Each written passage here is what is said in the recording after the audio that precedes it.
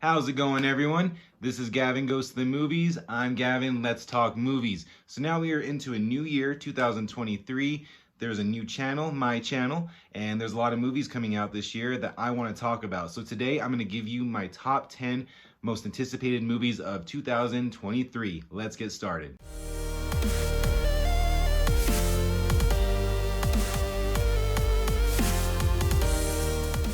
Starting off the list at number 10, we have the Super Mario Brothers movie. Now, me being a big gamer, I've been looking forward to this movie as, a few years back whenever they announced it. I was kind of skeptical though. I'm like, Mario doesn't really talk. None of the characters really talk. So what's going to happen with that? Well, after the trailers dropped, we got to hear Chris Pratt as Mario, and I'm not sold on it yet. I'm really not. All the other cast seems like it'd be a pretty good fit though. You have Charlie Day as Luigi, Jack Black as Bowser. And I think the movie overall is going to be really good. I mean, the visuals look amazing. It looks epic. It looks funny. It looks, everything that you could kind of want from those type of movies. It's going to be more so of a kid's movie, but there's going to be something there for really anyone that's ever played Mario or has ever been interested in Mario. Based on the trailers for the Super Mario Brothers movie, it seems like they're going to be really kind of incorporating a lot of the game elements, all the platforming, all the 2D, jumping and, this and that. You even see Mario Kart on Rainbow Road in the trailer. I think there's going to be a lot of cool stuff in there. I'm really looking forward to this one, but I'm still a little bit skeptical, so that's why it's at number 10. So now we're going to shift gears into number 9, and this time we have Evil Dead Rise. So this movie has a pretty cool little history behind it. So it was originally going to be an HBO Max original movie, but then after Discovery took over at Warner Brothers, the head honcho said he wants it in theaters. And based off of the first trailer we just got this past week, it looks pretty high quality. It looks really cool. I like the setting. I really like how it's moved from a cabin to an apartment complex in New York City.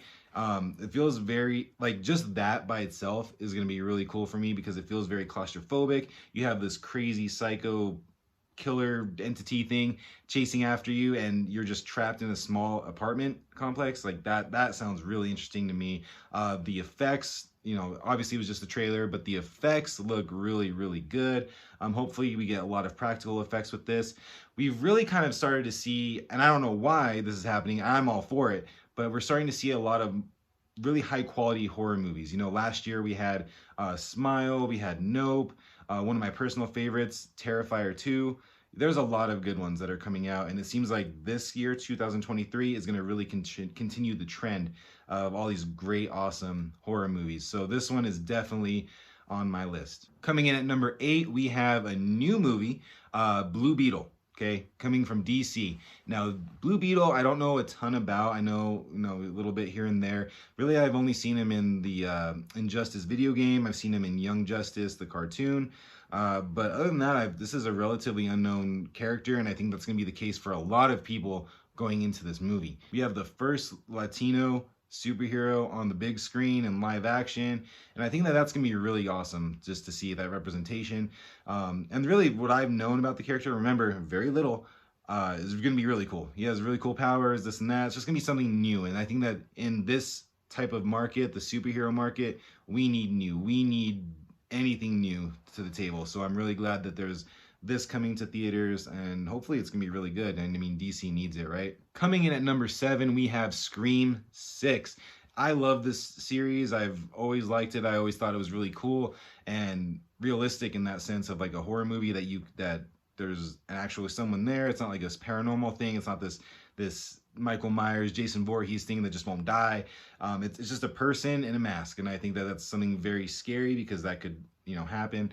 But I really like the series. I think the last one that came out was really good. It took me by surprise. I didn't really know what to think about it. They're reviving a series that's been dormant for so long.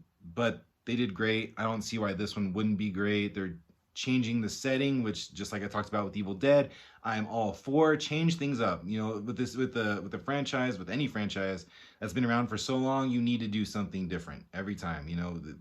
You can't keep doing the same thing. People won't show up. It just won't be that good. We've done it and seen it before. So just the change of the setting, I think, is going to be a really good thing for the franchise. We also have Jenna Ortega back. I mean, in the last 2 years, she's just really become this horror icon, and I can't wait to see her again in this one. And then also, bonus points for that awesome creative logo. Coming in at number 6, we have The Flash. And I'm very excited for this movie for one big reason, and that is Michael Keaton is back. He's back, baby. The main original Batman is back, as far as I'm concerned. I grew up watching Batman and Batman Returns, so that's my Batman. So the fact that he's back for this, super exciting. I'm all in. And then you take into account, like, we're getting Supergirl, and how is that going to play a part? We're getting 2 different Flashes in this because of time travel, all that stuff. And it's just going to be very exciting to see all this kind of play out. And then we get to the big headline, and that's Ezra Miller, the Flash himself, causing all these issues, offset. And then you take into account DC's rebooting.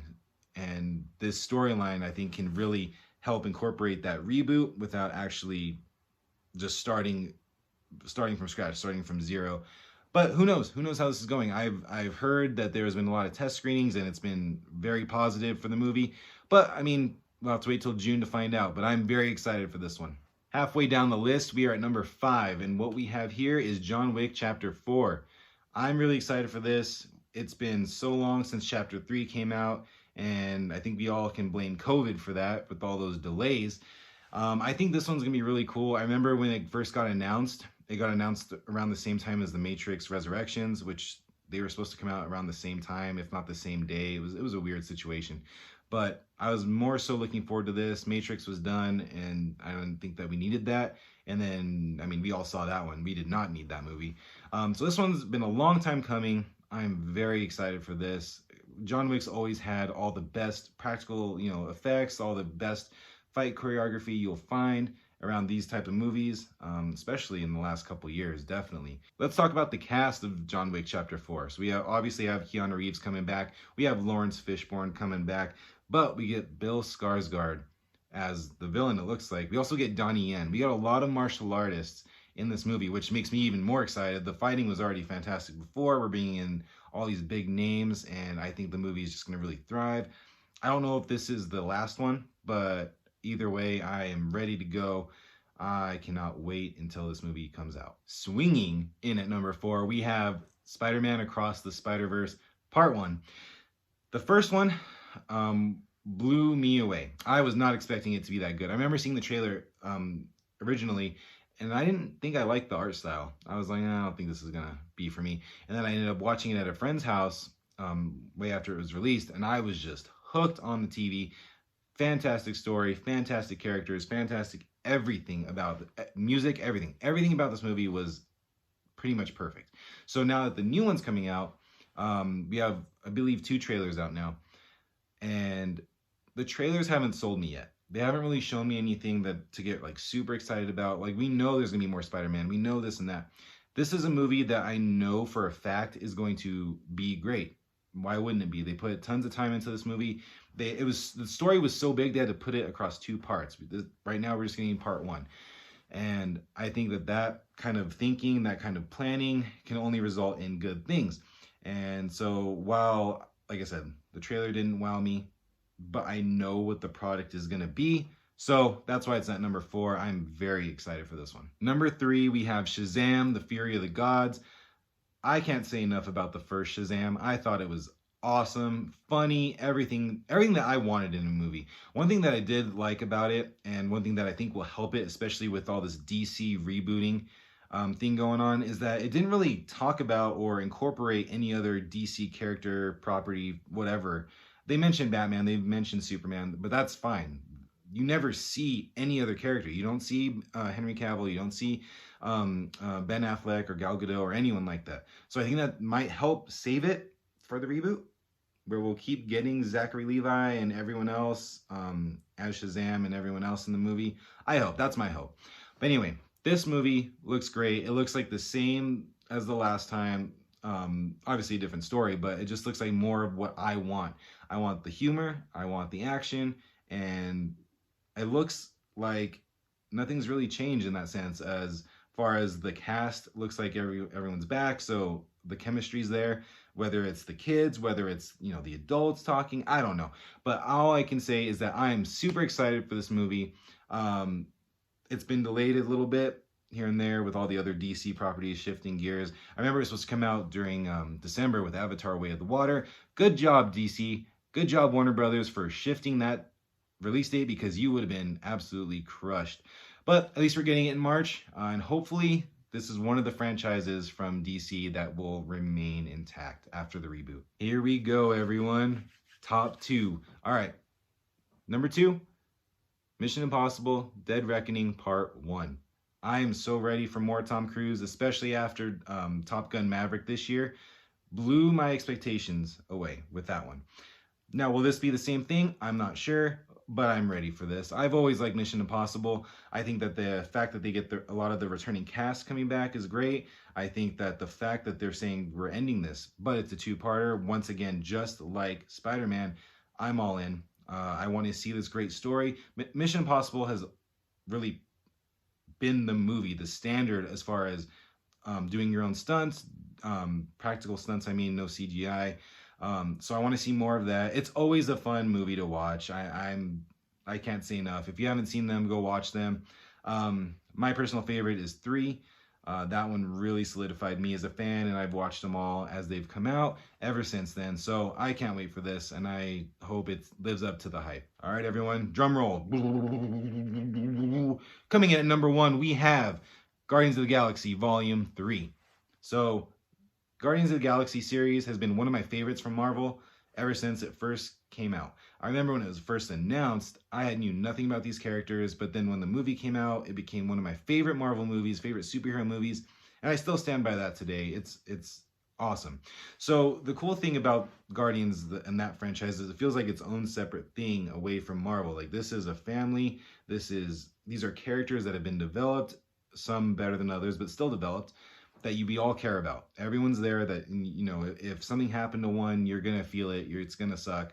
But in the tone of this movie, of Volume 3 in the trailer, really has a sad, kind of dreary tone to it. So it's implying something's going to happen.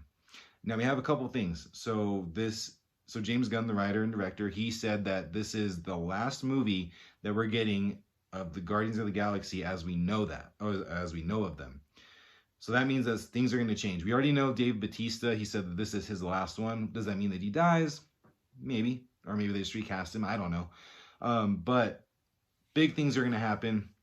And it's going to hurt. It's going to hurt bad regardless of who it is. Because like I said, they've done such a good job. James Gunn has done such a good job at creating characters that we all care about, especially over this 10-year time span.